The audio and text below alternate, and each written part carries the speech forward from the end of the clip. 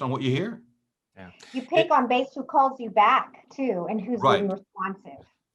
And, Right. and Valdemar, you and I have known each other for probably the 25 years that we've each been in practice. One of the things that I really appreciate about the way you talk to your clients when they have a case is you always get them down to earth. And you get them their heads out of the clouds of, I don't care, I want justice, it's the principle that matters, cost is no issue at all. And you and I have both had those clients and the nightmares that result from saying, okay, then let's go for it. But I know, just because you and I work together, and I don't litigate, so I tend to refer cases to you. But you have a way of bringing people down to earth and kind of explaining to them, okay, you're going to spend this much money, but are we going to be able to recover that? So if you wanted to sue your deadbeat brother-in-law for $1 million that he owes you, but he doesn't have 2 cents to rub together, we're going to spend a lot of money to get a piece of paper that is pretty worthless. Right. Right. Is that something that maybe is important when you're talking to a lawyer, to kind of just get some grounding and honest feedback, as opposed to, you've been injured, we're going to get money for you no matter what. Right. So, and kind of to build on that, I mean, I think most of us, hopefully most ethical lawyers, will tell a client, if you've been damaged, it's a contract or an injury or whatever it is, and you're looking to recover a set amount. Say you were ripped off $100,000, and you say, okay, well, we're going to sue for $100,000, and we're going to try to recover the attorney's fees associated with recovering your $100,000. But assuming you don't recover, how much do you want to spend?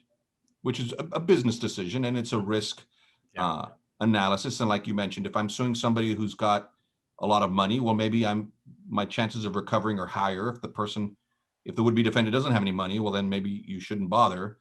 But I'll tell people, I always try to preface it with, nobody hires me or calls me for my business advice or my life advice or political advice. It's always just legal advice. So I always tell people, here's the law and how it would apply to your facts. And I will identify the other issues. Like I'll say, okay, it's a business call for you to make. Would you spend $10,000 to try to recover $100,000? And most people say, well, that's 10%. Okay, I'm out 100,000. I can stomach another 10. Of course, if they were out $10,000, they wouldn't want to spend another 10. So I'll tell them, the economics are there. It's up to you to decide. Of course, our chances of success and actually recovering, right? Success, are we right? And actual recovery, depending on who the defendant would be.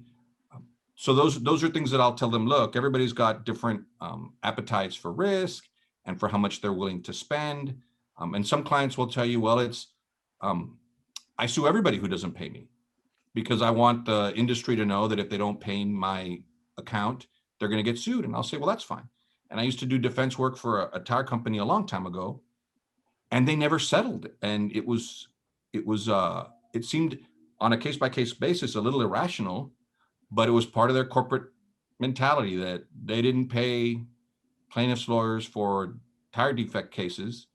Same thing. I had a trucking company that was real tough, and the plaintiffs' lawyers knew that, and people out in the industry knew that you sue this company, it's going to be very hard to recover. So if you've got like a core value, or you've got, you're a big company and you can afford that sort of approach, that's fine.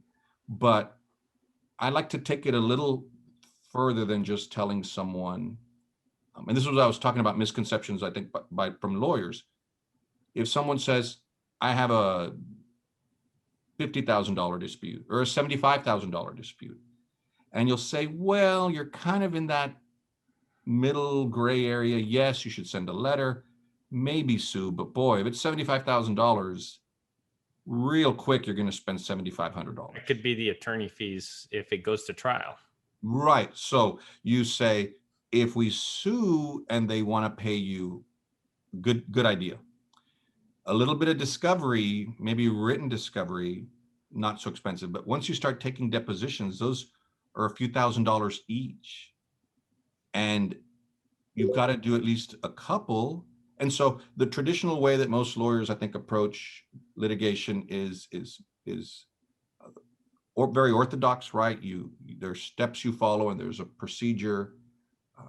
And I think lawyers do it because that's the way we've always done it. And I think lawyers do it because, God forbid, something happens on the case that's out of their control, or they make a mistake and they get sued. Let me see if I can reject that. Sorry about that. Okay. And so you'll see, again, a very traditional orthodox approach of, well, if you're at $75,000 or $100,000, you're in this sort of gray area.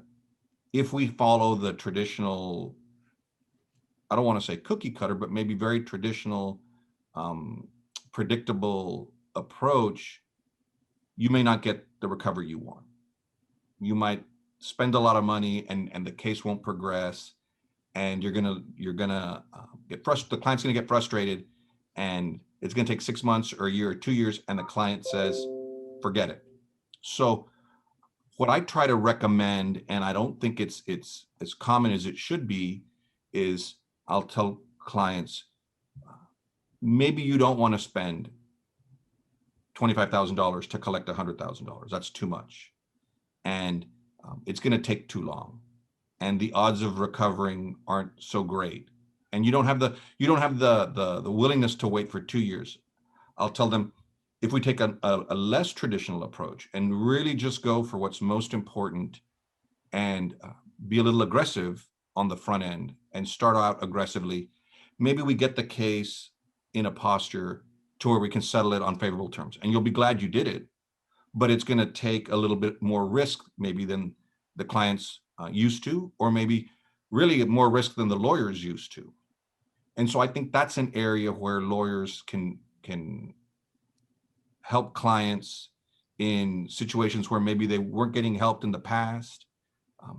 And it takes the lawyer being a little more creative or a little more open-minded to take some approaches that are less orthodox, and in order to attain the objective and attain it cheaply. I think I've used it with you, Mike, before, and I've used it with I have a client that it worked. I have two clients that it recently worked for. And I told them very candidly, I said, you don't have the money to fight with this organization for very long. They have insurance, you don't. If they start sending discovery and taking depositions, they're gonna bleed you. You're not gonna be able to afford it. They're gonna crush you. And I said, but if we go in and in this case, I said, if we get a temporary restraining order and a temporary injunction and bring the fight to them real soon, maybe they take a step or two back and we cut a good deal.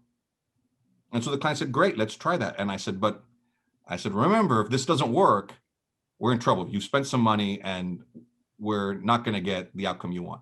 So the analogy I used with him is, I said, it's as if you're a boxer and you're going to fight somebody, and that somebody you're fighting is much bigger than you and much stronger than you and much more experienced than you, and you are really the underdog.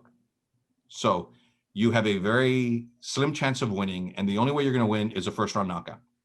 You're just going to have to go for broke and hope you get a little lucky and hope that the other side's not prepared, because not many people do it that way. And you get lucky and you land a lucky punch, or again, it's somewhat luck, but again, it's a different approach. So you're saying, I'm going to push real hard, and maybe, in the boxing setting, you get a knockout and you win.